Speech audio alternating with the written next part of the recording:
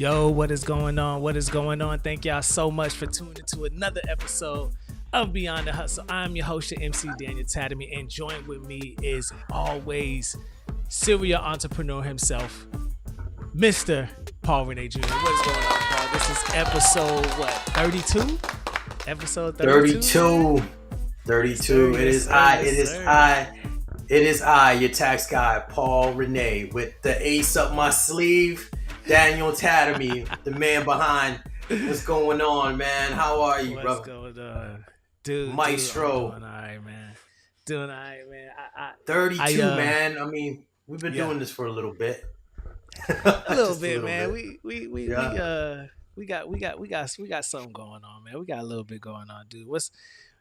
There has been a lot going on, so we do have a lot to kind of get into.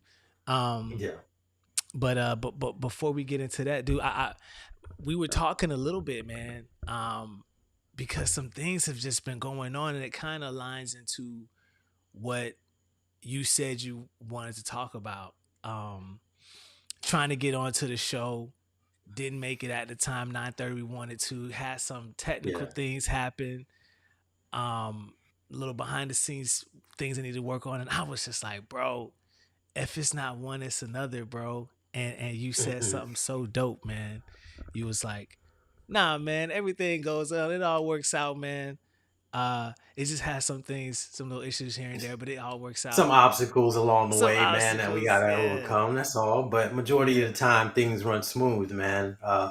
Especially when you behind the scenes and you doing things, man. I know life sometimes hits us on the ass, man. It's not supposed to be a easy journey, right? It's not. It's really not. Like, things are not supposed to be all peachy all the time. We're supposed to have hurdles, supposed to have little obstacles, but it's just about how are you going to approach those hurdles and obstacles. I'll give you an example, bro. Last week, man, I know we weren't online on the show, but I was feeling myself. I think it was on Tuesday night. Yeah, it was Tuesday night. We were supposed to be on the show, but I was feeling myself.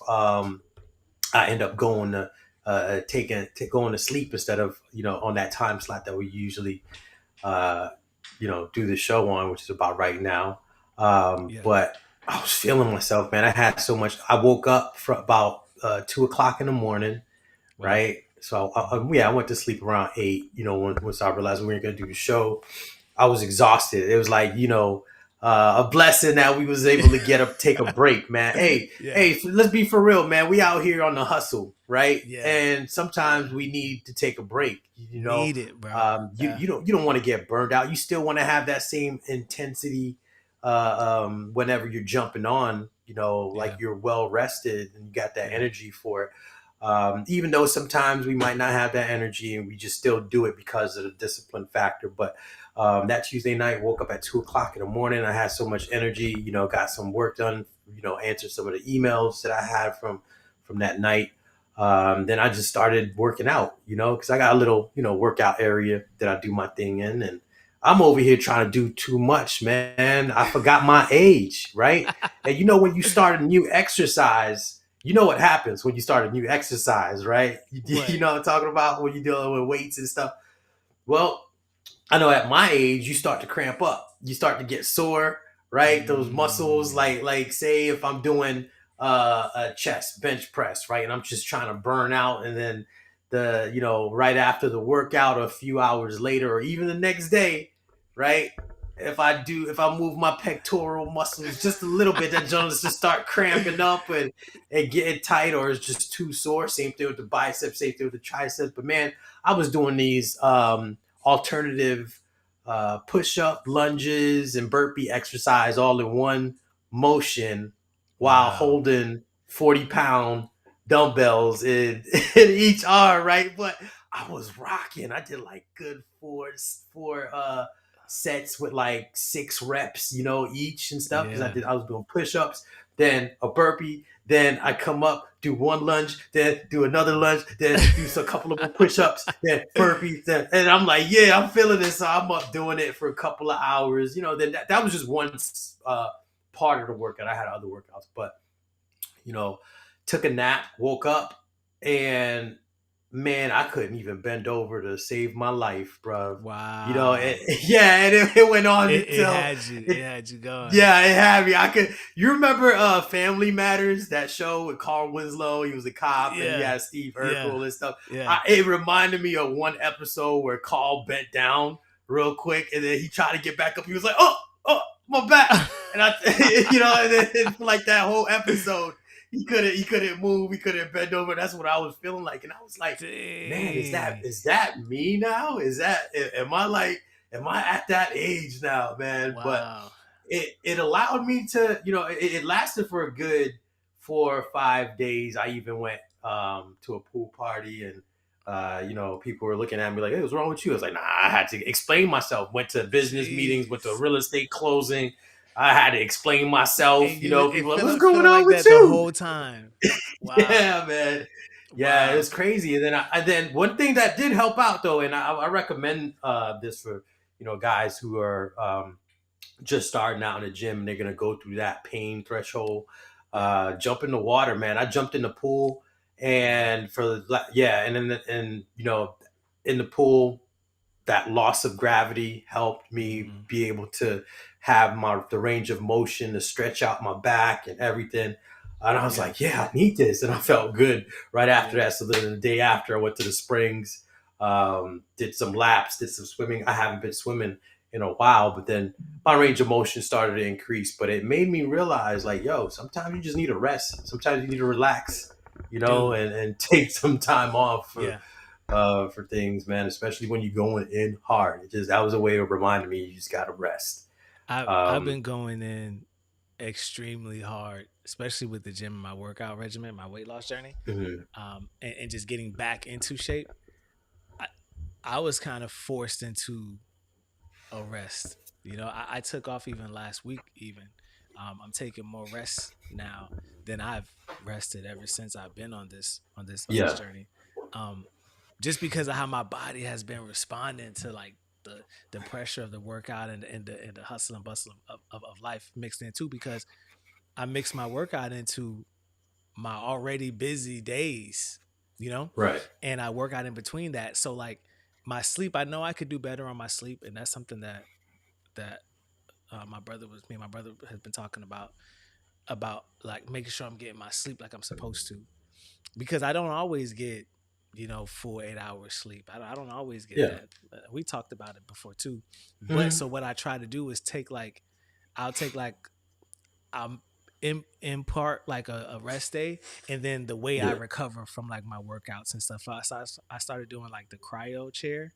Like they got a cryo chair at the gym, like just puts like cold and then it gets hot. Just kind of like let your muscles expand and contract like that to kind of help with the healing. I know the cold is really good, that deals with the inflammation and swelling. Um, and it allows your body to recover. Like one of my brothers, twin David, was telling me about doing Okay. cryotherapy. I Um, heard about that too. I doing did. cryotherapy, and I was gonna do Yeah. ice plunge. Ice plunge is gonna be the next Mm, thing I do too. And, not sit for too long. Want to try to sit in as long as possible, but it's supposed to help too with the aging and everything like that. I mean, there's a lot that goes into the whole like I talk about a lot, like the healthy lifestyle, and it's not just working out. Like working out right. and hitting the gym is a part of it, but when we talk about healthy lifestyle, it's like a totality.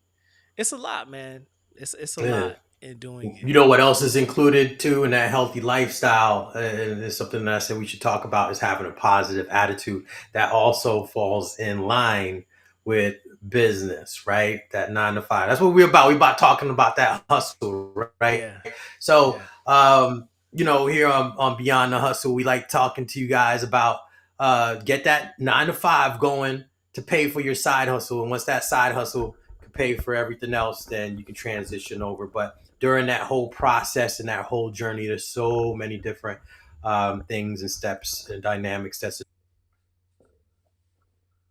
you should implement in that lifestyle. Is having a positive mental attitude. I tell you what, I've been in the foxhole a couple of times, traveled overseas, been in some hazardous conditions.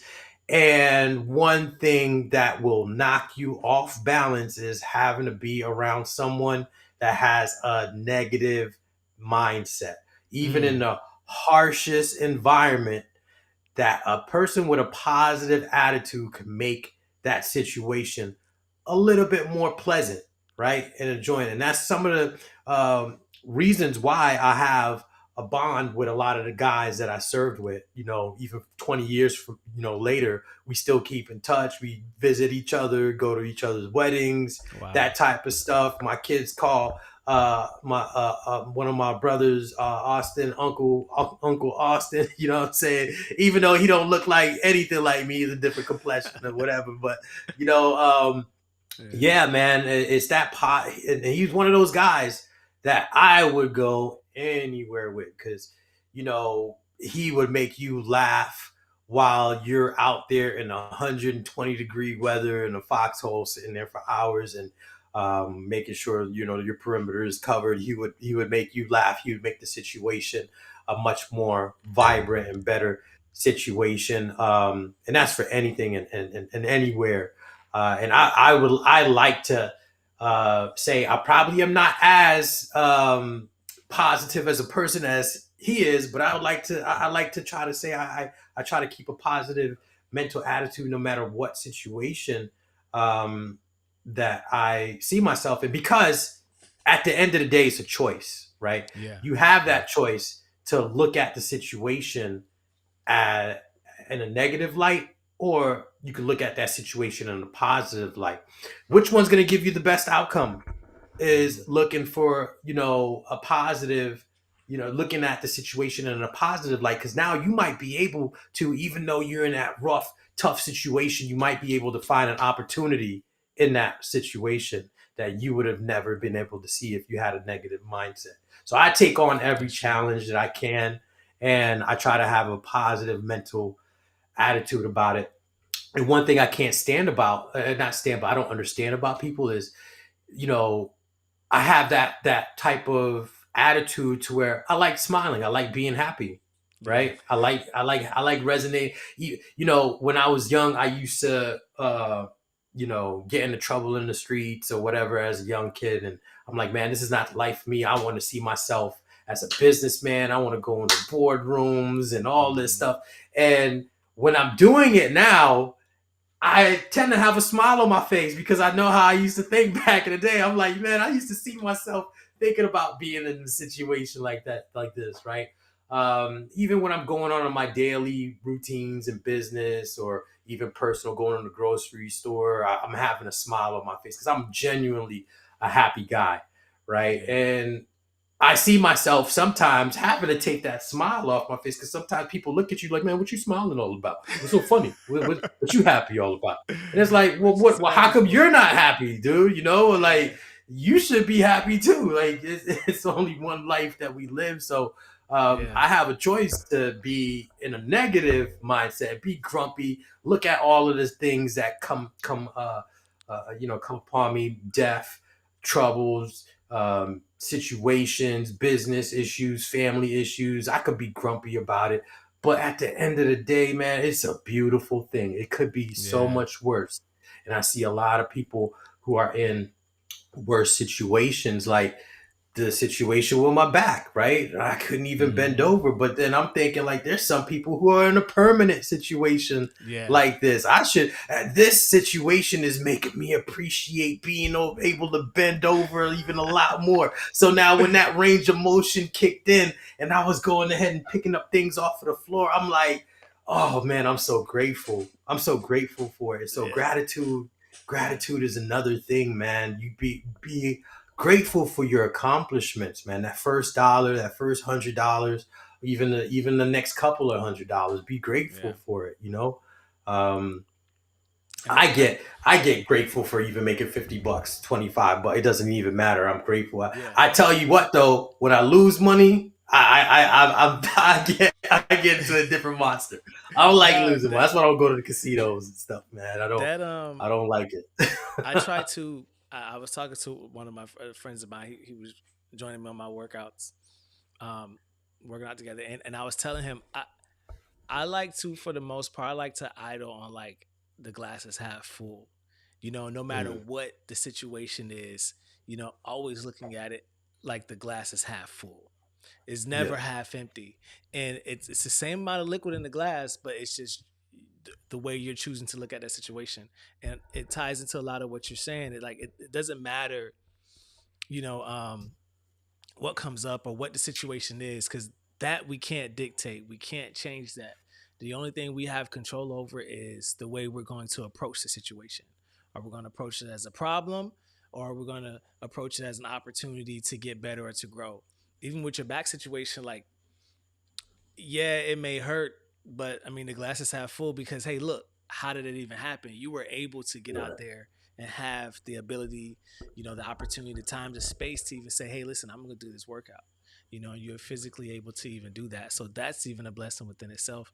And I think a lot of times, like, it's tough for us, or it's tough for people. I'll say us. It's tough for us to even have that, because I'll speak for myself. It's tough a lot of times to maintain that mentality, when life does what it does and throws certain things at us, especially when responsibility, for yourself. You may be responsible. You may be responsible for your siblings.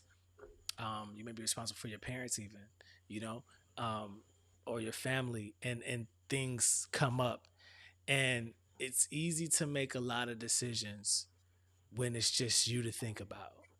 It starts getting a little bit more complex when you have other people that you're responsible for. And I'll say that that's even with even maintaining your own business and being responsible for Right. that, because a lot of times people will get into the space where we worry about when we're going to make that next sale, when we're going to get that next dollar, and being able to maintain that mentality, when you're dealing with that, because you might not have the luxury of having a 9 to 5 to say, hey, listen, that'll take care of it. But that goes a lot with what you say a lot too, saying, listen, we're not gonna get out of this room, until we make this sale, until we make this Right. another sale, because it's that important at that point. Oh yeah. Oh yeah. Definitely, it is. Most definitely. I like to maintain that, keeping a positive attitude will get you a long way. You know who needs to be keeping himself in a positive attitude? We were talking about this. Your man Shannon Sharp. I know this is a Oh my jump onto another god. topic. How is this guy? Throughout all he's going through, he seems to be keeping a positive Dude. attitude about it, though.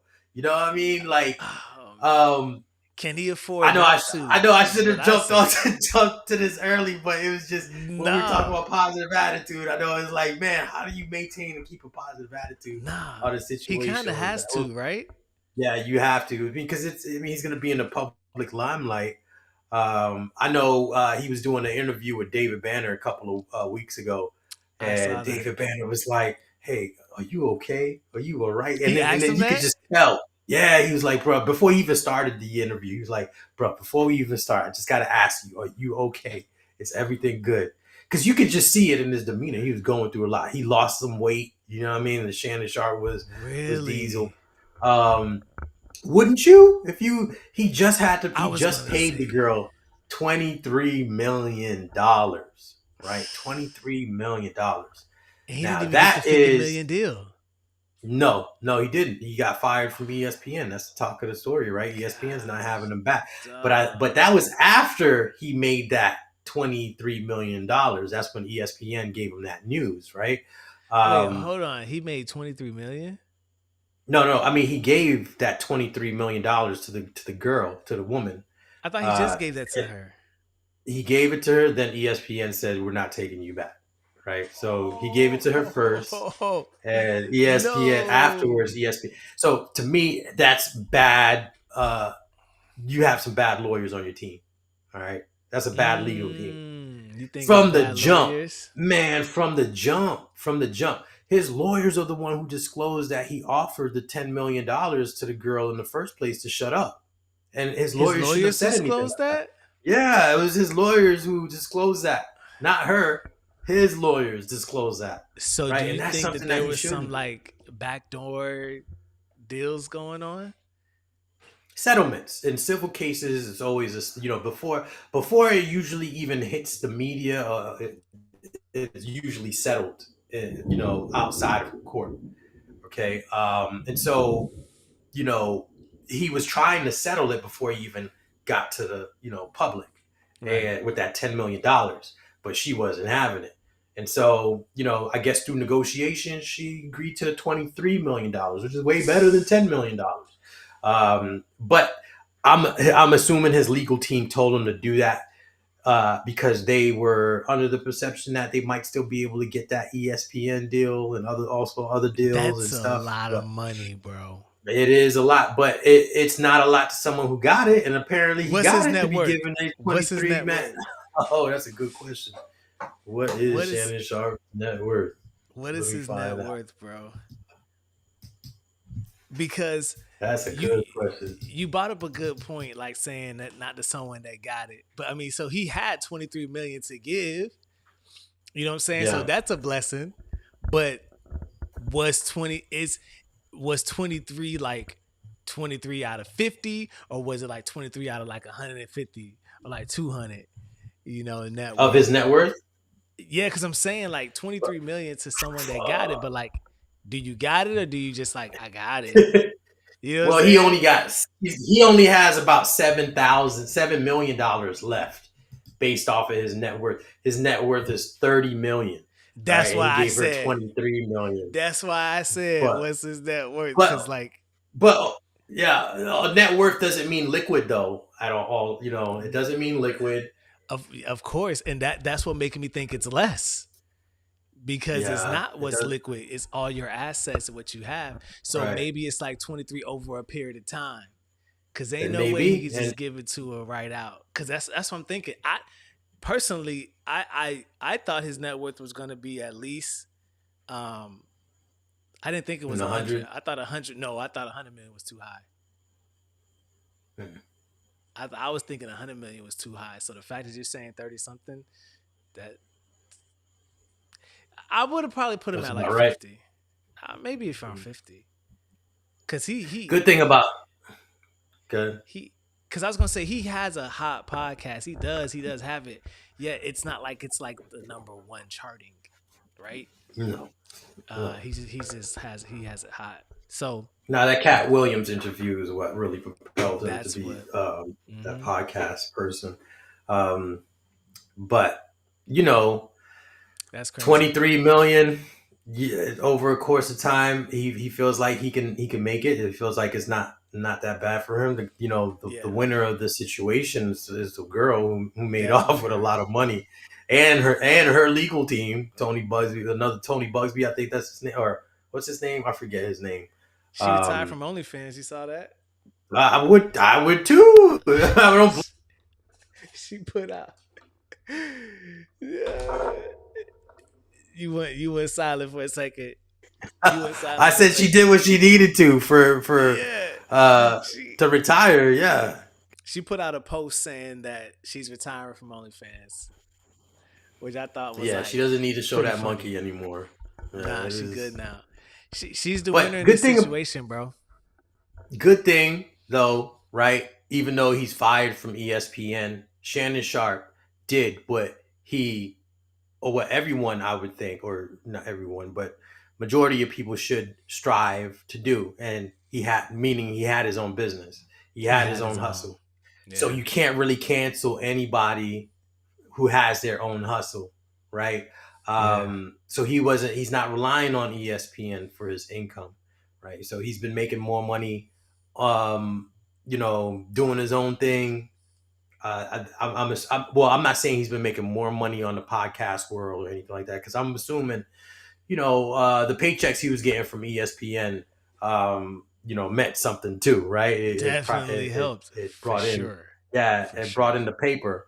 Um, but he's not down and out, right? Nah. And I think he still probably has those other deals on the table. I'm not sure. Maybe they're waiting for things to die down, because his personality is unique. It's one of a kind, and Mm-hmm. it's not distasteful. I like watching some of his interviews with certain people that are on it. Not all of them. Right. I don't Right. watch it for him. I watch it for the people to see what they say, and knowing that Yeah. they can just go off the rails at any time. Yeah. Um, yeah, which I like. but he did what he was supposed to do. After his 9 to 5 on ESPN, he jumped Yeah. into that 5 to 10. He jumped Yep. into that 5 to 10, which is beyond that hustle. You know, beyond that work schedule. He Yeah. went ahead and started his own thing, and that's what everybody should strive on doing. Make that 9 to 5 pay for that dream that you have, Yeah. and then make that dream your job, and that way you can live off of it. And I gotta congratulate Unc for being able to do that in this podcast world, to being able to strive with it, and to keep a good positive mental attitude. Because if he did have a crappy mental attitude, he wouldn't be online anymore, right? He I wouldn't even be think. relevant anymore. Yeah, and that's why I said when you said earlier, I'm like he kind of has to have it because at this point, you know, it is on you, And Mhm. granted, you were able to build something in a time and in a space where, I mean, yeah, ESPN helped, but it wasn't like it was all you needed, you know. Right. He can definitely plot out something, and maybe he may end up on TV again. Maybe he might not even want to go back on TV after that, you know, because Yeah. TV was keeping you in that space, but he didn't need TV at this point. He doesn't need TV or prime television. It helps. Maybe he'll come in as a guest or something like that, and be able to work his way back into the light. But a lot of people online, especially the women, were like congratulating this white girl. They were like, Seriously, yeah, like way I to had go. different responses from women. I really did. Yeah, they I was like way had to I go. I had. seen the post, everything like mm, celebrating her, like way to go and things like that. Um, I mean, Hopefully that's sarcasm, no, because I got definitely a different probably response from sarcasm. women. A lot of women looked at it like, that's wrong. How is she getting paid for dealing with a man that she continuously had sexual relations with, and she's accusing him for one incident or a couple of incidents that occurred, Yeah, but still remain to still keep him in his life for sexual relations. that's that legal That's not term. something that. Right. That's not something that's That's classified as rape. And that's another reason why it's not even brought up in criminal charges, because it's obvious it's not. But it's civil. my assumption is the reason why he settled is because there was more that could have came out to light that could have Possibly, tarnished his yes. image. No, no, I Yeah, would say, I would say what she allowed us to see was a little taste tip of of the what, iceberg. Yeah, yeah, tip of the iceberg. Just she was just like, look at what I can do. You know what I mean? Look I at think you have this a is the point, start. but Yeah, it goes back to I put it back on him, man. I put it back on him. She didn't want to sign an NDA. it is on him. She didn't want to sign that paperwork. That's your sign right there. Like Yeah, it when is on him. when you're who he is, you don't have time to play those type of games. It can't be that important for you to just want to knock that off. You know what I'm saying? You Yeah, have way more to lose. And then but then again, let's look about it. When they first got together, he wasn't Unc. He was still Shannon Sharp too, right. because they were together for a long time. He probably didn't even see this coming down the pipeline when No, he when he first got where he probably thought like I'm I don't even think he had. I think he was he on First Take? I mean, not First Take, but not whatever the sure. show I think was. so. I would say so. I know he's been a public, influencer for a while, being on ESPN and stuff. Yeah, So I think he probably was, but again, he ain't just have because you see nightcap these and stuff. guys, but just because you see these guys on TV doesn't mean that they're making all that money. He probably wasn't That's making what. that much Yeah, money. Remember, these that's guys are what I'm coming from thinking. football salaries, right? Mm-hmm. And so now Mm-hmm. they're getting some paycheck just to be on there, which they need because they're not playing football anymore. So it was Right. probably a good enough money to sustain him. Yeah. Not, I don't think he was making Stephen A. Smith money. You get what I'm saying? No, I'm But saying but when he first started talking to old girl, he didn't have he wasn't even on Club Shay ESPN. You Shay saying yet. Now I think he was with not Stephen A. What's the white dude he was with that he was on the show before? Skip Bayless? Skip. I think he was on the show with Skip when he Yeah, started he talking to her. 'Cause was. they were talking for like what, like 5 or 6 years or something like that. No, I think she was 19, and now she's like 20 or 21 now, or 22. So So it was recent then. Oh, he yeah, was yeah, Unk. Oh, he was Unk. yeah. Oh yeah, nah, he should have never did that. I thought maybe it was like a Mhm. while back, and she just, oh no, he was Unk by that time. Yeah, Cat Williams done popped off. He should have known that.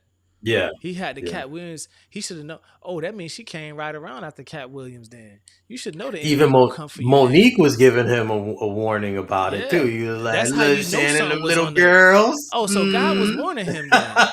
God was He warning was him like, she then. said, Shannon, you know them little Oh girls. yeah. You need to get you a old woman. Oh yeah. Get you See, a God was old warning woman. him because he just did a Cat Williams, and you know you're gonna blow up. So once you do that, you know the enemy gonna try to come in for you. Oh yeah, Of bro. course.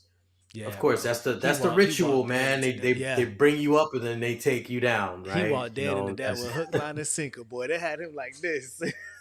they did. They did, but Oh man. he's been optimistic, and that's a good thing, and that's Yeah. necessary to get yourself, to the place that you want to be as far as success goes in the business game. If you're an entrepreneur, you want to run your own business, no matter what it is. And then right now, guys, listen, chat. Right now is the time for you to start your own business. All right. And here's one of the things that I wanted to note on, the business news, which is a reason why right now you should start your own business, is that AI is taking over everything. I think last episode we talked about how, what was it, Uber and another company, I forgot what it was. Um, they merged together for driverless taxis. All right, so that's I did one. see something about Amazon, that. Yeah. yeah, yeah. Lucid, I think Uber and Lucid was one, and I think Way, and they're doing it now. They're already doing it. We're not hearing about it, but they're doing it now. There's taxi-less companies out there that all they're doing is picking you up, dropping you off. They don't have to worry about a driver going to sleep, paying anybody. They're doing it now. Amazon warehouses filled with automation. They don't need the workers like they did anymore, right? So many things. Restaurants are using robots now to cook food to perfection, and this is just the beginning. Is just the beginning. They've been from years talking about 3D printing homes. So they're starting off. My thing is, what is that? And Daniel, maybe you can help me answer this question. What does the workforce look like after AI has taken over? How is it that the average person is going to be able to make money, right? When Dude. all these skills, we were thinking that AI wasn't going to be able to be as advanced to take over all the jobs, that require skills, but we're seeing them take it over. Yeah. Labor forces and I'll show you with one of the articles. I'll share one of the articles about how labor forces are in the tech industry are going down, right? Because Wow. they don't need people. Yeah, and Yeah. for the new generation, they don't need you now. So how Yeah. are people going to be able to survive, man? What Slavery. does the workforce look like? Well, Slavery. we're already So slaves. so We're already you slaves. that's why tinfoil hat. We'll get into that dark side another Yeah, day. But it's slavery coming back. But maybe on the so 33rd episode, right? Maybe if people could grasp that. Maybe on the uh, 33rd episode. there's man. I hope I'm wrong. I hope I'm wrong. I want to be wrong. But all right. So for the sake of time, right? But so let's go back to when our parents and our parents, our grandparents and our great grandparents and great great grandparents, right? The IQ that you had to have, right, when the American dream was still was still attainable, right, for Yeah. majority of Americans. Because right now the American dream is not attainable for majority of Americans. That's just where we are at.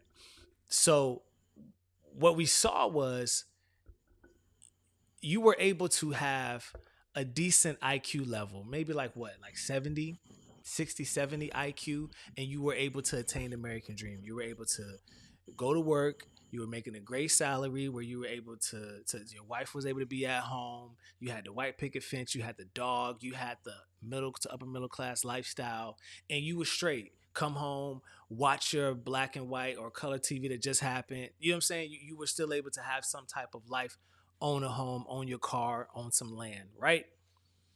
Now we see, in order to attain that American dream, your IQ level has to be a little bit higher to have those jobs, because that same factory job, those same assembly jobs that our great grandparents and our parents were able to have, you can't just have that job anymore and attain the American dream. That's not enough for you anymore. That's not enough. So Mm. what happens to majority of Americans that don't possess, you know, the higher IQ level to attain these jobs that you need in order to have some type of life? And I think a lot of people are getting to a point where they just don't want to be in that race anymore. You know what I'm saying? Because Yeah. they're not able to find out how to tap into, capitalism in order to make it. Because it seems like, from what I'm seeing, it seems like, if you want a piece of the American dream that was advertised before, you have to dive into capitalism. You can't just attain that dream by just working anymore. Before, Mhm. you could just have a standard 9 to 5 and still have a piece of that American dream. Now you have millennials, people around our age, that's just giving up on home ownership. They just giving Of up on course. on buying and ever owning a home. You know, and it's just crazy. So like, it just looks like, if you want any piece of that, you have to find a way to monetize your time or your skill set on your own without a traditional 9 to 5. And I'm not saying that, like, if you do go to school and if you do possess that degree and if you do have that college education, yeah, you can carve out something. But I mean, we're seeing people even with that aren't able to carve out things by No, themselves. man. And my thing, which is my suggestion, and what I tell people is, you better off going to get a trade, having your 9 to 5 if that's what you choose to do, and then you still have your trade. Because at the end of the day, you can still monetize that trade and still tap into capitalism, right? Because you're now putting yourself out there, as self-employed with your 9 to 5, and you can carve something out that way. Um, because traditionally, what we are seeing, like even right now, what we're seeing, even with, they talk so much about like how the stock market, and I talk about it too. The stock market is doing great. I mean, but how many people are really out there having stocks? How many, the middle class to lower middle class people even really care about stocks, right? That's why Yeah. when the news was talking about the stock market, the stock market, the stock market, a lot of Americans was just like, I don't care about the stock market. Right. Well, because even people who are in the stock market aren't really able to have those dividends pay for their lifestyle. They're just investing in it Right, and making a little bit of money. right.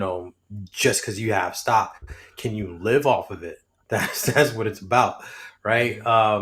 So how can you jump into the capitalistic, environment? That's the question. And and it varies because there's so many different dynamics, I and was it's gonna all say, about who the yeah, person is, and what kind of service or product you have to provide to the marketplace. And that's what's going to have to happen. People are going to have to be able to yeah, find a service or be innovators, right? Because the man. factories, like you were talking about, they're using all robots and technology, right? you're Yeah. talking about the you're talking about the American dream, right? You're talking about the American dream with buying that house and white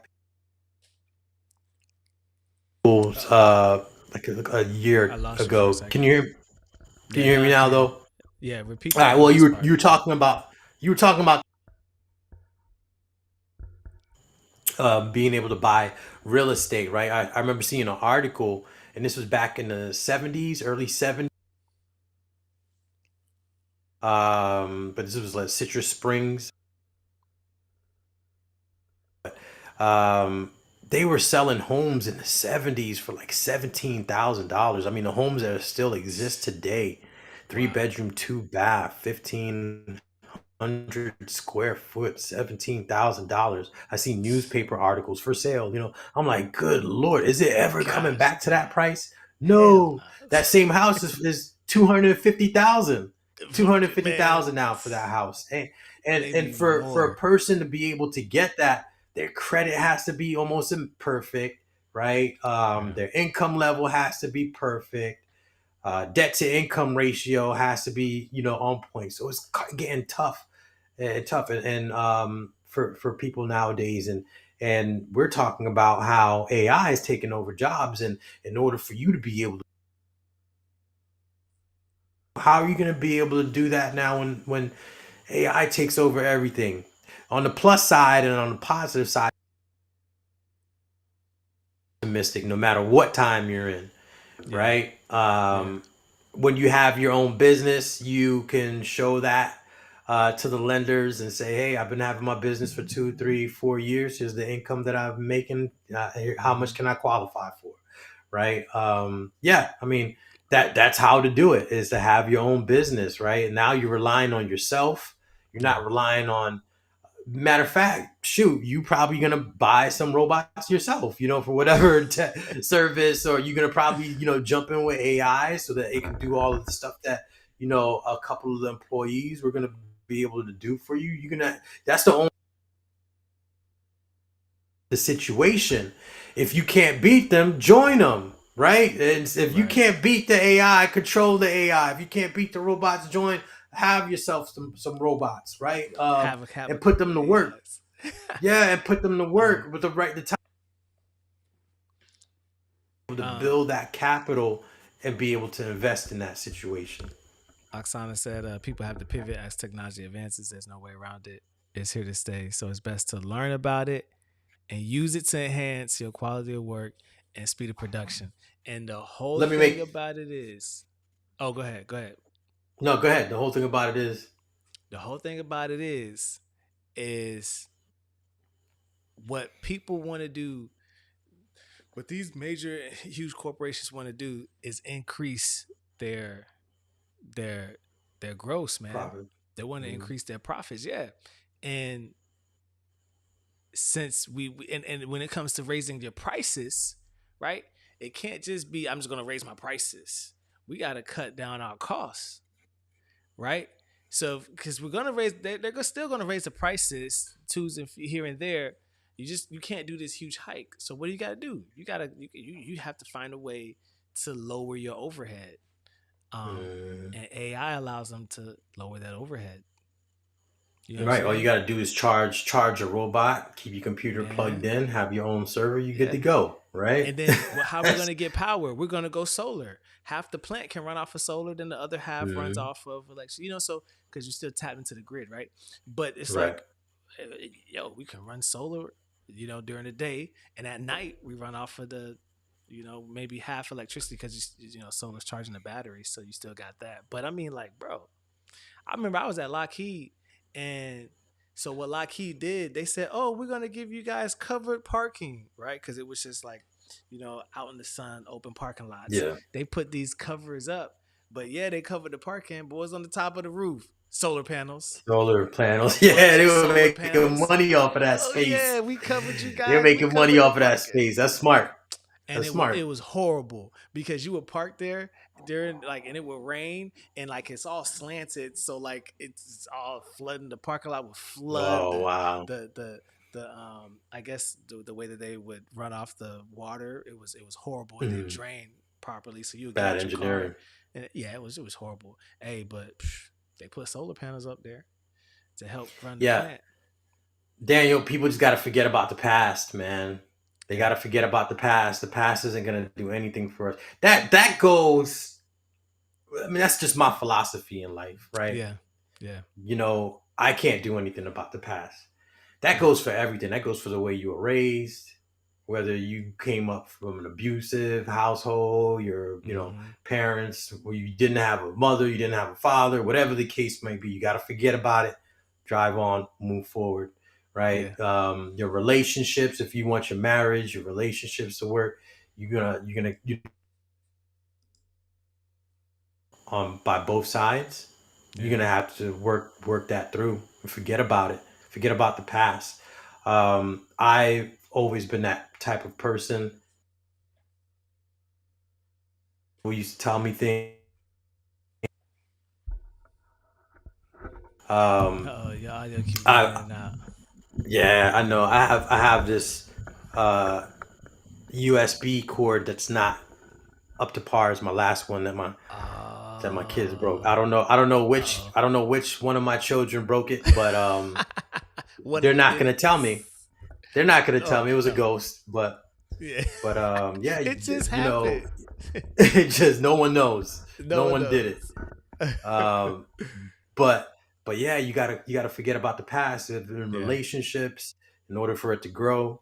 I mean, you Yeah. wonder why people stayed together for 30, 40 years it isn't because there wasn't any mistakes done by either party. It was just Yeah. forgiveness was there, right? For Yeah. the better good. Yeah. And even in business, you got to forget about how business was done yesterday. You got to jump on to what is going on now. I tell you one thing, right, that Uh-huh. gives me a good indication of how successful a person is, right? And it might not matter. Just again, it's just me, my Yeah. perception of life, right? And because of the people that I deal with on a regular, right? I deal with a lot of high value men that Mhm. I conduct business with, right? And all of the high value men have something in common when it comes to the phones. Do you know what that is? They're always on them. No, they're fast to respond. Fast to respond. Oh, okay. Okay. Even though if you call and they can't answer, they're Uh-huh. gonna call you back soon, right? Uh-huh. Once they're available. If you send a text, they're gonna text fast, right, and get it Right. over with, right? Because we're always moving on to the next Yeah. thing. We have too many people to deal with to have fluctuation of unresponse, text or emails or anything that we have a respond. I have to respond to I don't know how other people do it, Right. but once I get that text and I see it, I gotta respond. I gotta get to it. Let me finish it. Let me get this task done. I don't want it waiting because I need to make Right. room for the new ones. Even same thing with the email. Matter of fact, I gotta like delete all of my emails because it's telling me my storage is too big and everything. But I do. Yeah, it's like, yo, you got all these emails for years. I keep records on my emails for Wow. years, but I Yeah. gotta delete it. Trying to change it up. But I even my emails, I respond to them fast. Get it done. Get it done, move Hmm. on. Yeah, because I got too many people I gotta deal with. I got the nation I'm taking care of, Got right? things to do, How is it gonna man. look like? Look, I'm dealing with AI. I'm dealing with, Yeah. the fast responsiveness, the up 24/7 with AI. When I'm dealing with people from different time zones, and they're hitting me up at 12 o'clock in the morning, 1 o'clock. I gotta Wow. respond, Yeah. if I'm able to, of course. Now there's some situations where I can't, but the faster the better instead of just leaving it linger. So now when I deal with people that I text or call or something like that, and I see that they don't respond fast, it might take them a week or two or whatever to respond. And it lets me know, like, yeah, they're not ready to deal with this AI fast world that's It's going fast on, paced. right? Yeah. Yeah, why Yeah. would I have to treat myself like I'm like AI. You get what I'm saying? I'm dealing with Yeah. them because if I'm gonna, talk to AI or deal with AI, they're gonna respond fast. So I gotta give my people that same support. You get what I'm saying? That same Yeah. type of feeling because you don't know what they're going through, right? Yeah. But when they come to me, they know, hey, Paul's gonna respond fast. He's gonna get this out. Um, he's gonna get it done. The Yeah. results are there, right? That's So huge, that's man. something that, yeah, you got to forget about the past, man, and how things were Yeah. done. You know, people still make money off of mail. I still make money off of mailing things out and using mail, the Hmm. traditional mail. In some instances, is better than cold calls or calling people. But once they make that response to my mail, like once they contact me from mailing out to them, then I Yeah. respond fast. I don't know how people do it. I respond, listen, and it might be wrong. I respond so fast to my people that I forget to follow up with people who are not responding fast enough. If that doesn't make sense, No, because that makes total sense. I'm Yeah. always jumping on the people who are like, hey, Yeah. the now. If Yeah. you were like, yeah, give me a call in 2 weeks or whatever, I probably am not. I'm Probably probably not forgetting to going to do deal it. with you. Yeah, No, man, that's and that might be a bad part on me I Yeah. got people telling me, no, you get a CRM and follow up, or I'll do it for you. And it's like, Yeah.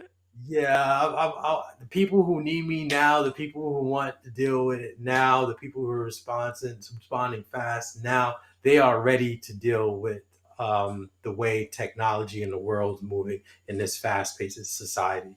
I could talk to someone and call someone from the Philippines right now, or call someone from another country right now. That's how fast this world is Yeah. working. You get what I'm saying? That's So huge, bro. That's it really good. is. I hear that a lot though. Like a lot of successful people, they are quick with the responses. Oksana said she was talking to a consulting. Um, she was on a consultation, and they use AI for outreach and pre-qualifying sales calls, Hmm. and their voice and tone and style, the owner and everything. Yeah, you can train the AI to answer, respond, and do everything just like you. You can have an AI as a receptionist, bro, which is Yeah, you're right. crazy. Which is crazy. Um, Hmm.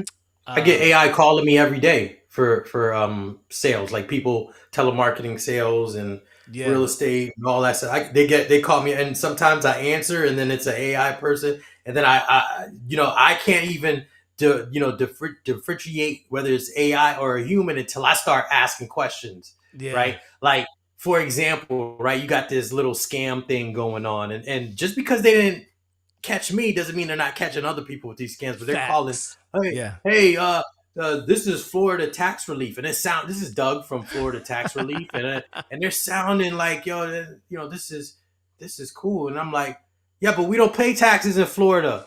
You know what I'm saying? So, but he's still talking. I'm like, this AI. Yeah, I'm hanging up. You know what I'm saying? So, yeah, so I'm like, nah, I'm hanging up. But it sounds like a real person. How yes, many other people did yes, they catch? How many other states are they doing it in? Right? So dude. You just know because they're they didn't catching catch me, somebody. they're Yeah, making that money, man. They're they making that definitely money. are. So Otherwise, they wouldn't be doing it. You know what I'm nope, saying? So you know they're because making it some costs. money. Um, Yeah. How dude. much money did Uh, Bill Gates' father have? uh, I want to. I don't like that it starts playing when I do that. I gotta find a way to stop that. Nah, no worries. Dude. I want to get into some. I want to get into some reactions, bro. This is the one I wanted to start with because I wanted to throw you. I wanted to throw one at you, but this is the one that's up right now. So I guess I'll let you. We can watch this one. I watched a little bit of it. I haven't watched the whole thing, so I don't know. It's gonna be new to me too Okay. as well. But I just thought this was pretty interesting.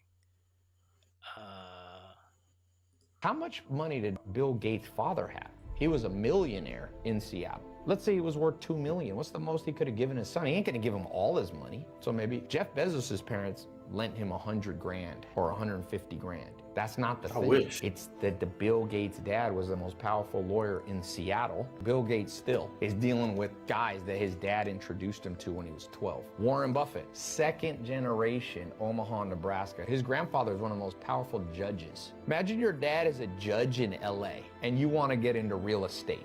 And he starts going, judges are powerful because they got the power to destroy people's freedom. It's like, yo, meet my son Raymond. Your Honor, one day he might want to do some real estate deals. You might want to answer the phone and lend him some money. It's not that rich parents give their kids money. They give them their contact book. bro, that is so true. And I think a lot of I like this video, and I like that we have an opportunity to talk about it because I know people out there might be like, oh, I don't have all the money to leave my kids. I don't have all the you want to give your kids something like that. Man, one of the most important things you can give people is opportunity, right? Opportunities to do what you weren't able to do, and a way that you're able to do that is through your network.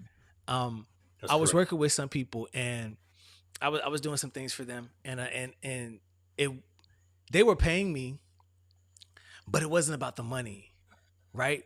I was grateful for what they were paying me, but I'm like, it's not even about your money. I just want the opportunities for the connections, the people that you know. And since you're not able to pay me what I would like to get paid, then just open up your contact book to me. You know what I'm saying? Hmm. Like to me, because I can do it. Don't worry about it. I don't need you to spoon feed me, nothing like that. You know what I'm saying? I could take it. You know what I'm saying? But it Yeah. was just like open up your contacts to me. And if you're able to do that, then this could work out. You know what I'm saying? Um, and I think a lot of times people, when they think about like these trust fund kids and these people that come from these wealthy families, a lot of times the parents, you know, aren't always the ones to make the most money. Donald Trump, his dad didn't Mhm. hand him, you know, billions of dollars. Like, yeah, his dad was big in real estate, so yeah, he was able to expand on what his dad was able to do in real estate. You know what I'm saying? To overshadow what he even done. You know, through the Right. contacts, through the name alone. So I thought that was pretty dope, man. I like that. Small percentage of people, Bill Gates, Warren Buffett, they had their, um, you know, parents help them out. And Donald Trump also had their parents help them out to be successful, but that's not how the majority works. A majority of the successful, wealthy people had to do it themselves, right? But it's still true of the matter, that connection is vital, right? Networking is vital, Facts. Yeah. because this world isn't controlled by computers, so it's controlled by people. And if you know the right person, then you're in there. Yeah. Um, I always feel blessed to be in the position to have people refer their friends and family to me, right? Because I feel like I'm that person, that Yeah. basically is a catalyst in their life, right? That they're introducing to help them um, get on the right path, whether it's to for financial goals or knowledge or something or whatever the case might be, to connect them to the right people, Yeah. because of the people that I know, with the vast database that I have. I'm always blessed whenever I see people referring their family or members or their friends to me too, because yeah, networking is where it's at. I wouldn't be where I'm at today if my mentors didn't connect me to my, you know, mentors who are going to be my mentor, to people who are going to be my mentors in the future. You get what Yeah. I'm saying? Yeah. It's all network and it's all people. But let's be clear, you have to make yourself that person, right? You have to practice. You have to be skillful. You have to be Mm-hmm. knowledgeable, in whatever field that you're uh, in order to be able to grasp that. Oh, we lost you. Because if you're not, I said, in order to grasp that opportunity, right, you have to be that man. You have to be skillful. You have to be knowledgeable, Oh, right? for sure. Yeah. Yeah, definitely. So Yeah. you have to be putting in that work. Just because you Yeah. got connected to Yeah. someone doesn't mean you're gonna, catch a home run out of it if you're not prepared yourself, You right? got to be Um, making sure that you're doing the work to capitalize on those opportunities and on those connections. correct, You got to be doing your correct. job. Yeah. Because that's Um. that's when you get lucky, is when you put in that work and you Yeah. see that opportunity come, Yeah. and now Yeah. you grasp that opportunity, and then Yeah. people are like, oh, you got so lucky, but you didn't see how much work I had to put in Hey, order man. in order for this guy to be Yes. able to introduce me to that guy and stuff. You get what I'm saying? And then Yeah. when I was introduced, I had to let them know what the playbook looks like. I You had to got let to them sell know what yourself, man. what the value is when you come Yeah. when you got me on your team, right? So Yeah. yeah, it is definitely a network and who Yeah. you know Yeah. situation, but get And yourself sometimes, prepared to meet the right people. yeah, and sometimes I've worked with people and I'm like, hey, listen, um, this sounds like a dope opportunity because of the exposure that you can get. And sometimes the exposure is that important. So you opt for the exposure. You know what I'm saying? Um, I got some interesting, bro. Go ahead, go ahead. Hey, this one right here, bro. It sounds like it's gonna be one This of one right those. here, It bro. sounds This like one it's right gonna be here. one. Listen. See, a lot of people didn't Here believe we when I go. said Maestro Beyonce always had a putting me on church the that spot. worshipped her. Hold Go up, hold ahead. up, Interesting hold up, hold enough, up. it popped up on my timeline out of nowhere. People didn't believe when I said Wow. Beyonce had a church that worshipped her. But interesting enough, it popped up on my timeline out of nowhere. So let me show you guys a quick clip. know what your vision of the church is, but we have decided that no matter your race, your age, your gender, no matter who you love, you are the thing that God had in mind when she looked out over the world and said, it is good.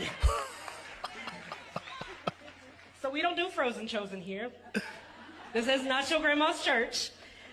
Sing as loud as you can. Dance, clap, love, live, understand this worship. You are welcome here. Now that you're out of my life, I'm so much better. Not that I'll be weak without you, but I'm stronger. If you notice the shirt that she had on, it says, won't she do it? You know the phrase, won't he do it? When we're talking about God, well, they completely changed that to won't she do it? Now, who is the she they're talking about? Oh, well, let me show you. Really quick, I'm not surprised that it's a bunch of black people.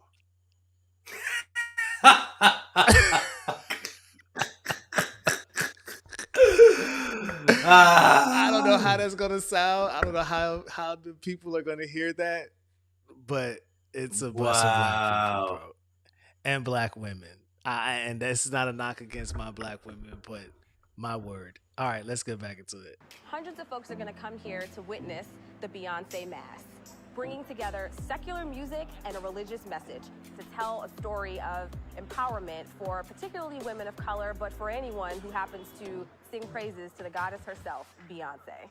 Sing praises to the goddess herself, Beyonce. Yeah. You can't make this type of stuff up, man. They stepped into a place where they love her music so much that they began to worship her.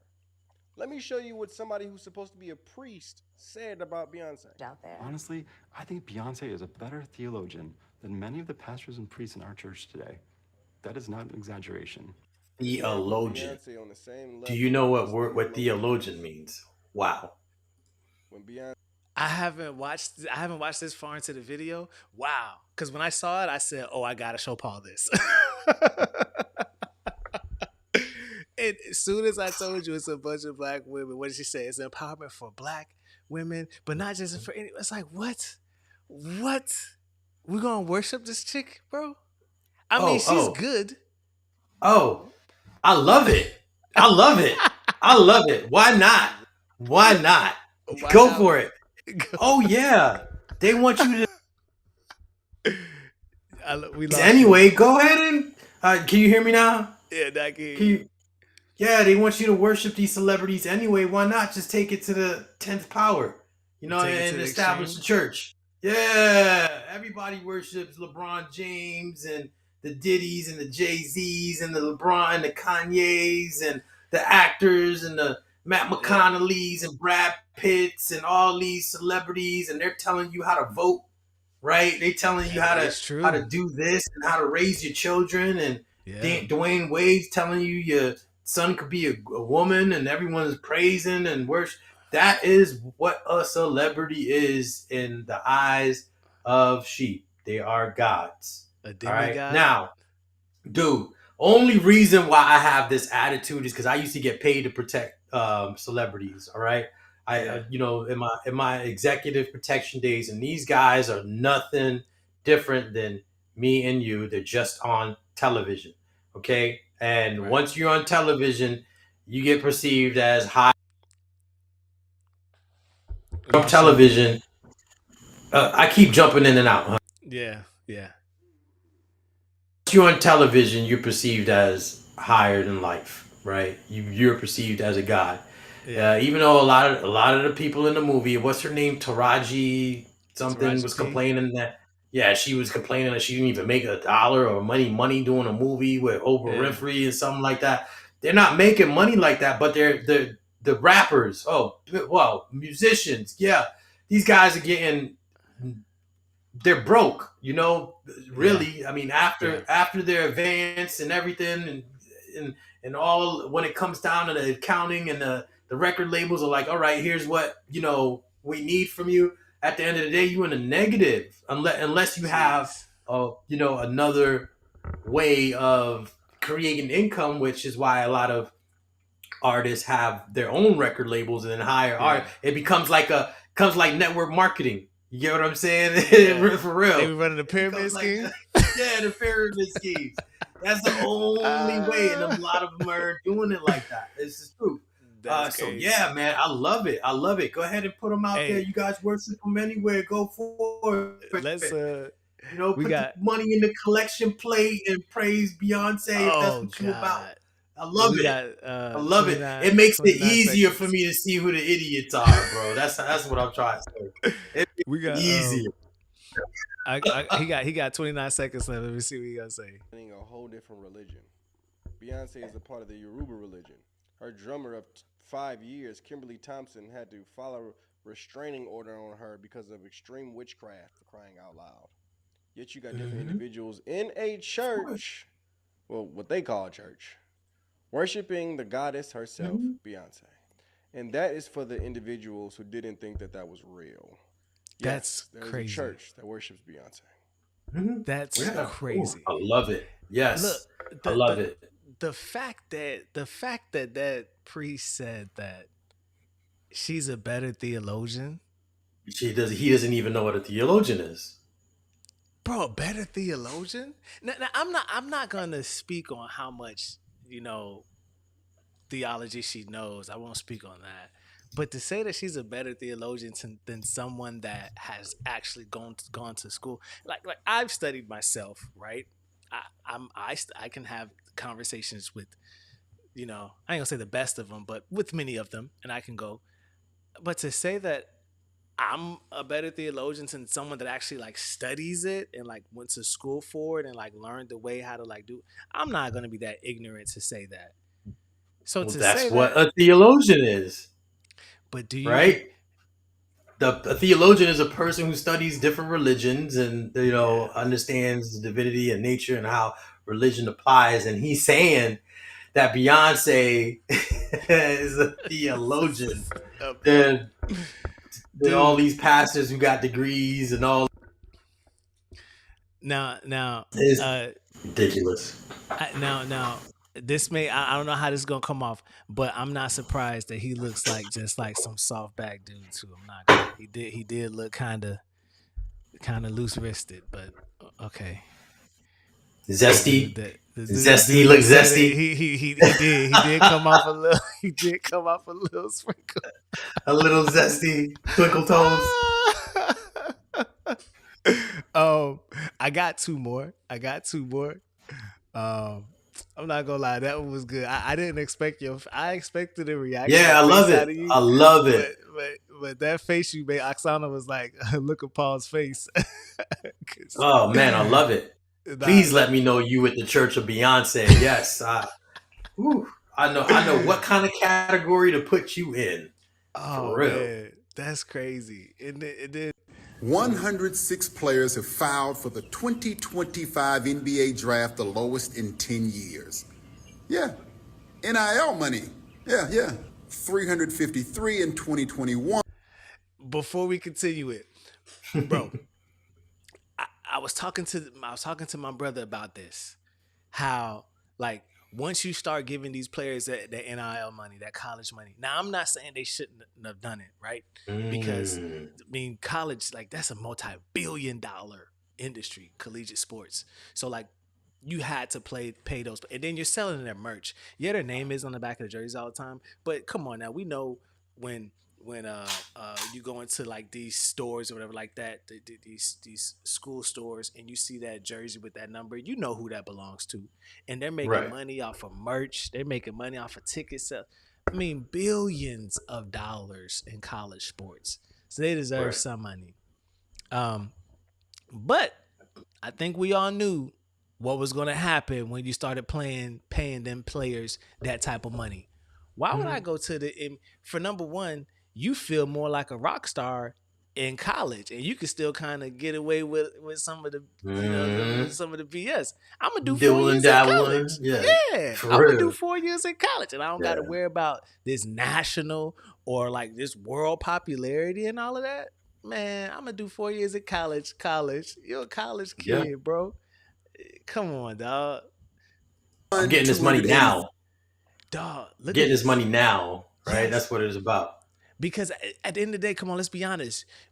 You want to be a basketball player, yeah, the popularity and all that, but you trying to get for the money. You already a millionaire, multi-millionaire in some of these players' cases, right? Look at this, 353 in 2021, 283, 242, 202, and that's a huge drop. These are From low 24 to numbers. 25. From 24 to 25 was a huge drop. That's like the biggest drop in all the other years. They say Numbers tell you everything. They know. 2022, the number. Oh, go ahead. Numbers tell you everything. There's something these college kids know that we don't know when it comes to the NBA. So yeah, let's see what the rest of the clip says. It's going down every year. It says NIL is working. Look, you can be a multi-millionaire in college. Yes. They're not rushing to go pro anymore. You can be in college.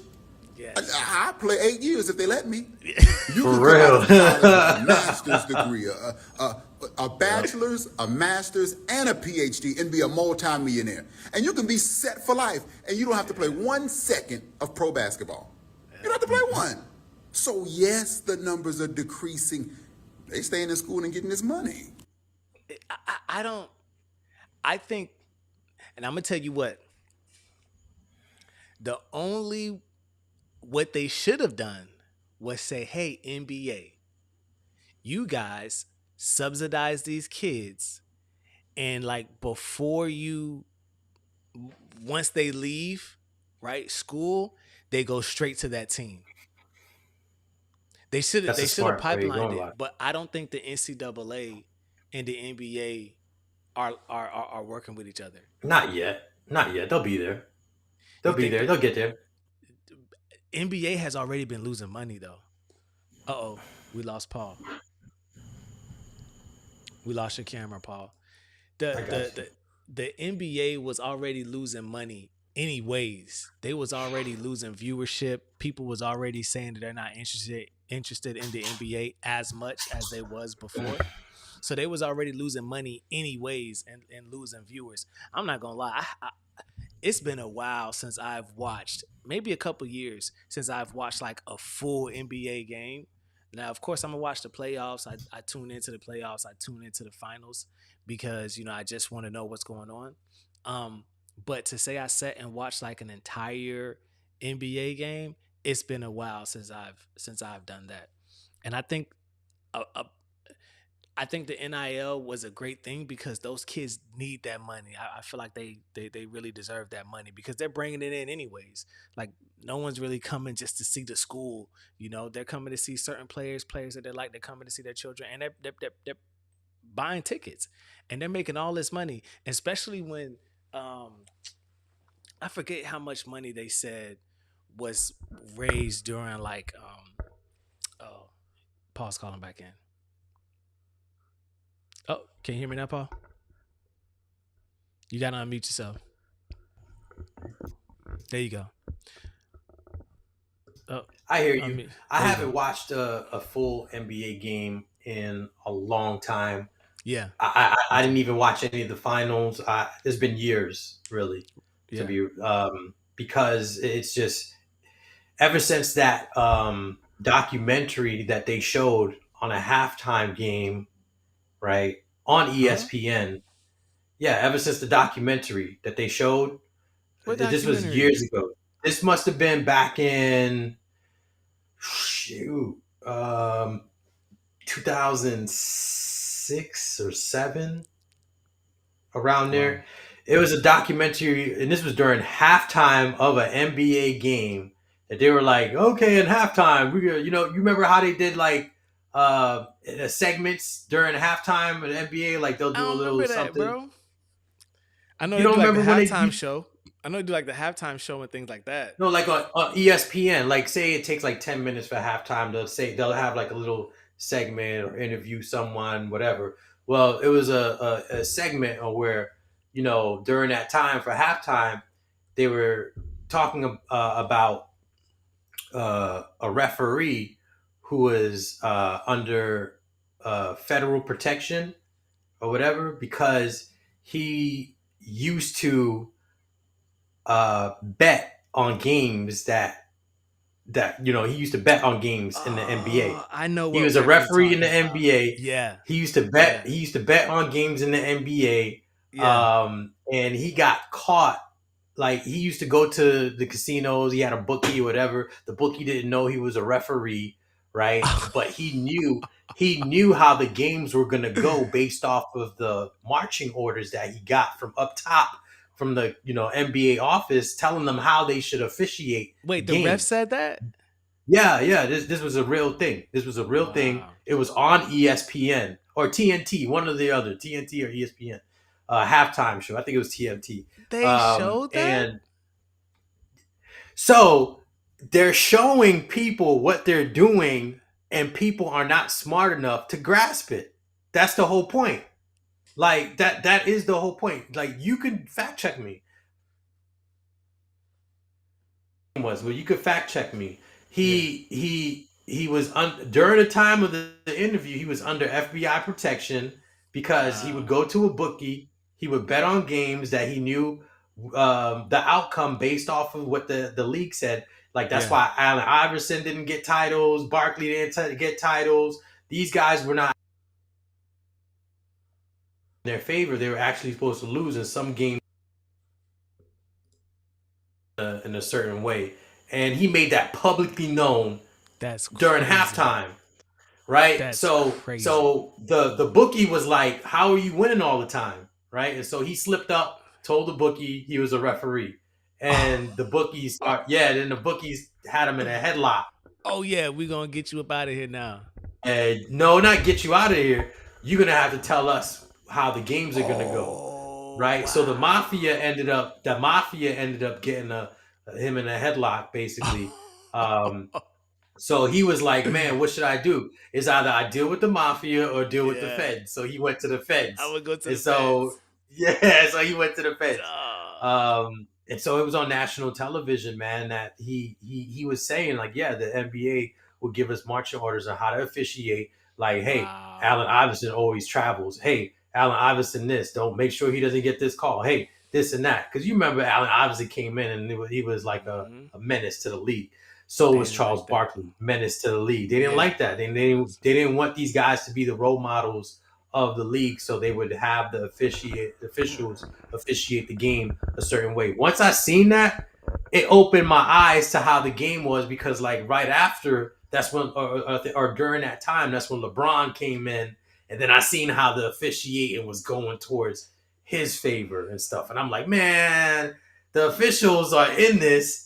Yeah. He already told us that this is how it gets down. Why would I watch something like this? I'd rather watch, scrimmage basketball at the YMCA. Man, you better off watching wrestling at that point. Yeah, exactly. But speaking of, go ahead.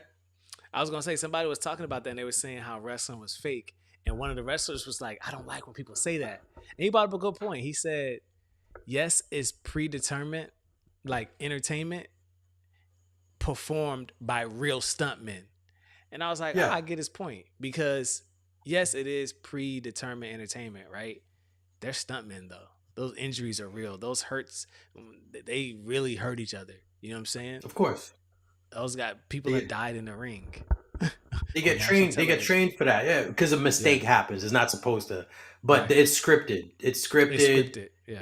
But you still need to be at top peak physical condition in order to be able to do that. But it's all entertainment. I mean, look at what's going on now, right? And this is one of the points in business news I wanted to bring up. Disney's ESPN is Disney, to acquire NFL media assets in major deal, right? This is just recently. Walt Disney's ESPN has reached a landmark deal with the NFL to acquire NFL Network and other media assets from the league in exchange for the NFL taking a 10% equity stake in the sports network. So this happened on Tuesday. So it's all entertainment, guys. It's all Disney and the NFL now. It's all entertainment, guys. Oh my gosh, right? They got ESPN. Yeah. Don't they have ESPN already? Yeah, Disney is ESPN. Right? Now ESPN is going to own the NFL, right? Bro, so that's crazy. They got Marvel. They got Star Wars. It's all rigged. They have. Disney's getting everything, bro. It's all for entertainment. It's all for Oh my entertainment. gosh. We were talking about AI. AI is another news. AI is already impacting the labor market, starting with young tech workers. Goldman economist says change to American labor market brought on by the arrival of generative AI are already showing up in employment data, according to Goldman Sachs economists. There are signs of hiring pullback in the technology sector, hitting younger employees there the Wow. hardest. According Wow. to Joseph Briggs, senior global and economist of Goldman's research division, unemployment rates among tech workers between 20 and 30 years old jumped by 3%, 3 percentage Jeez. points since the start of this year, right? So it's going down because of AI. Got Wow. to jump into it. Wow. Another news. More than 3,000 Boeing defense workers go on strike after rejecting contract. Boeing fighter jet factory workers went on strike. The roughly 3,200 workers began their strike, the union's first since 1996, early Monday. Boeing had offered a general wage increase, a $5,000 bonus, and other improvements. Boeing is just Wow. going to replace you guys. They're Wow. going to replace you guys. Wow. You think they want to deal with this again? They're going to get robots to be able to fix engines and all that stuff, and Dude. just have one foreman going around making sure the robots is doing their job. This is what's happening. Dude. Remember, That's Amazon went on strike. Now they got most of the robots in Amazon, Yeah, right? y'all stay gone. Here's something Nah, that that's interests me. Trump says, "Go ahead." no, I was gonna say that's crazy. Go ahead. It is. Here's something that interests me in health and science. Trump says he asked 17 drug makers to take steps to cut U.S. prices within 60 days. President Donald Trump said he asked major pharmaceutical companies to take steps to cut U.S. drug prices. On Truth Social, Trump posted individual letters he sent to 12 drug makers, including Pfizer. It comes after Trump in May signed an executive order reviving a controversial policy that aims to slash drug costs by tying the prices of some medicine in U.S. To significantly lower ones abroad. So, reason why is because in abroad you got people who than what we have, and in some Way developing lower. nations, 10 times Yeah. lower than But what it'd we be like have a to pay. 60. So He's trying to do like a 60 to 80% cut in drugs because what they pay in other countries. The same drug, other countries, bro. The amount of like consumerism that's like in America, it's like kind of it's a gift and a curse. It's a gift because it can be leveraged throughout the world, other nations. It's a curse because everyone, I mean, they see America. They're like, oh, you America, oh, greed. You guys are down to buy things, and they push unnecessary things. Like the stuff that they sell us, bro. It's just like crazy. it That other definitely is. countries, other nations don't get because like we're like trained on consumerism, bro.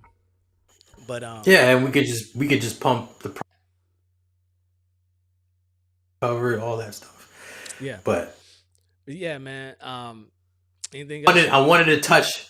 Yeah, I wanted to touch on the question that I asked in the beginning of this episode, right? The question I ask is, okay, AI is taking over, right? How is the workforce going to look like in the future? Well, my prediction is going to be similar to majority of third world countries out there. I've said it time and time again. America's is looking like a third world country. Well, it's been exposed that these politicians have been lining what happens in these third world countries is it doesn't go out to the people, it goes to the politicians' pockets. I seen a clip of, in comparison to the subway systems of Moscow and New York City. where there's rats, flooding, people pissing on everything. But when you look at the subway in Moscow, it's immaculate. You don't even find a piece of trash on the floor. It's all like laced in gold, beautiful, looks exotic, looks like an executive suite in the subways, right? And this is why we're mad at all these other countries, because they're developing faster than us, because their governments are not taking the taxpayer dollars. Most of these countries, some of these countries don't even have people paying taxes, first off, right? And they're thriving. They're thriving while we're paying a majority of our paycheck. I'd say about 50% goes into taxes. I'm not saying all income taxes, but then you got sale taxes, property taxes, taxes on everything. Everything that we spend money on, we get taxed on. So at the end of the day, mostly half of your money's gone into taxes. Okay? How's the workforce going to look for us then in the future? Right? Just like the third world countries, people are going to have to look for jobs in the government and in healthcare. All right? So there's always going to be the need for healthcare, for the drugs, for the pharmaceutical companies, to make, for people to be in the medical field, pharmaceutical field, because people are going to get sick. Our country is one of the leading countries of cancer, obesity, all these other illnesses out there. We're going to need people to help us out on that, right? And federal cases, law enforcement, right? That's usually how, and in the tax business, that's usually how people in third world countries get by, is by having government jobs, all right? Or jobs in the medical field. Everything else might be, or can, or most likely in the upcoming years can be done by AI, can be done by robots. Man. Even in the medical field, surgeries are done by robots, but there's still support, although, you're going to have the people who support the robots instead of the robots supporting the people. Yeah. Right. So I seen this one thing this dude was asking. He's like, why isn't America developed like these other countries, like a Dubai or like a China, or like, you see these other huge developed downtown areas, beautiful, new age structures. Like, why aren't any downtown cities in America, no cities in America looking like that? And that's a great point. You bring up a great point. I think it is a lot of greed, man. A lot of greed. We don't get that money. I think I lost you, Paul. But I appreciate you guys so much for watching, man. Thank y'all so much for tuning into another episode of Beyond the Hustle. We appreciate you guys rocking with us, hanging with us. This one went like a little longer than what we normally do, but we just chop it up and talking. So we appreciate you guys for tuning in. We'll be right here, same time, same place, 9:30 p.m. next week, Tuesday. We appreciate you guys for watching. If you want to check out the replay, hit us up on Spotify, add us to your library. Make sure you hit up Paul Renee TaxMoney123.com for all your tax purposes. And if you're in the entertainment space, you're trying to get some media, some video, some photography work done, you want to build your podcast, hit me up, TacticProductions.com, man. Send me a message and we'll get you guys squared away. You got something you want to say to the people, Paul? Hey, see you again next week, God willing. It's always a pleasure dealing with Maestro. If you want your podcast to look as good as ours, you need to hit him up, all right? Because I got that ace up my sleeve with Daniel Tatterme and Tatterme Productions. Yes, sir. Yes, sir. Any investment advice, feel free to give me a buzz. I am easy to reach. But chat, we'll talk again. Yeah, we'll see y'all. Have a good night.